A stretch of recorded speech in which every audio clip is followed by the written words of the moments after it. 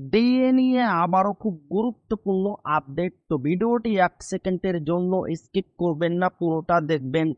আর আপনি যদি আমাদের চ্যানেলের নতুন দর্শক হয়ে থাকেন এবং চ্যানেলকে সাবস্ক্রাইব না করে থাকেন, তো অবশ্যই চ্যানেলকে সাবস্ক্রাইব করবেন এবং আমাদের পাশে থাকবেন। তো ভিডিওটি শুরু করা যাক।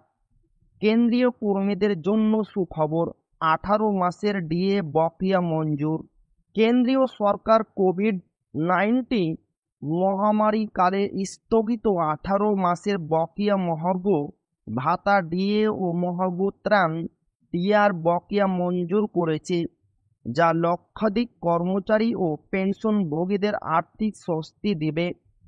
2020 সালের জানুয়ারি থেকে 2021 সালের জুন পর্যন্ত 3 কিস্তির এই বকেয়া শীঘ্রই অ্যাকাউন্টে জমা হবে।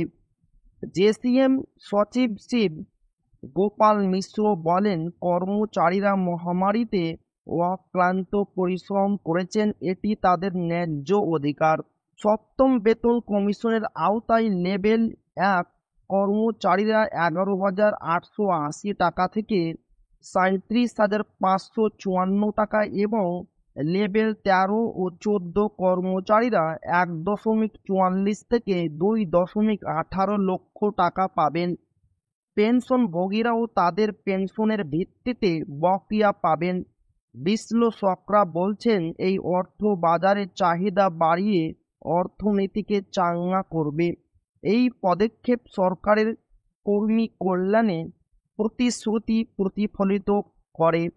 তো এই ছিল ডিএ নিয়ে খুব গুরুত্বপূর্ণ আপডেট, যা আপনাদের মাঝে শেয়ার করলাম। তো ভিডিওটি ভালো লাগলে অবশ্যই আপনার বন্ধুদের শেয়ার করবেন, যাতে তাদের উপকার হয়। আর আপনি যদি এখনো আমাদের চ্যানেলকে সাবস্ক্রাইব না করে থাকেন, তো অবশ্যই চ্যানেলকে সাবস্ক্রাইব করবেন এবং আমাদের পাশে থাকবেন। তো আবারও দেখা হবে ডিএ রিলেটেড খুব গুরুত্বপূর্ণ ভিডিওতে।